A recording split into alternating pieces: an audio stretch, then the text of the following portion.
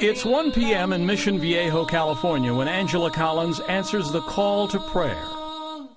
It's her second prayer of the day, and following custom, she'll pray 3 more times before the day is done. Now I have this belief, and I love my belief, so I have to respect it and follow the rules. Angela is Muslim. She has been for almost 5 years. Raised Catholic, she learned about Islam after meeting Muslims while traveling overseas. She converted just 2 months after September 11th, a time when the war on terror was almost synonymous with a war on radical Islam.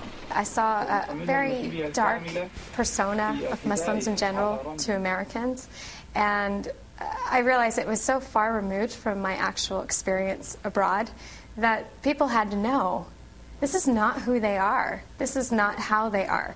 There are an estimated 1.3 billion Muslims worldwide, and most are not Arabs.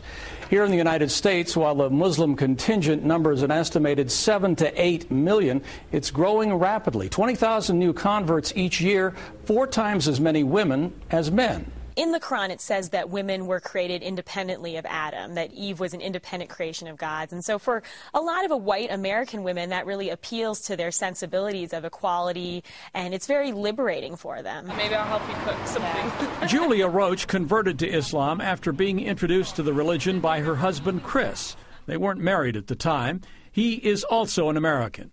When I found out he was Muslim, I told him, I believe, right away, I will never become a Muslim. I will never cover my head. I will never be this person. So don't ever ask me to be that person. And he never did. But she did have lively discussions with him about religion.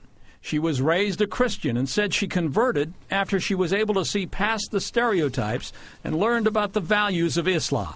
The concept of freedom and liberty of each individual person and the rights of each person, and that's all wrapped up in the theological teachings of Islam as well. Yes, I'm an American. I'm very outspoken.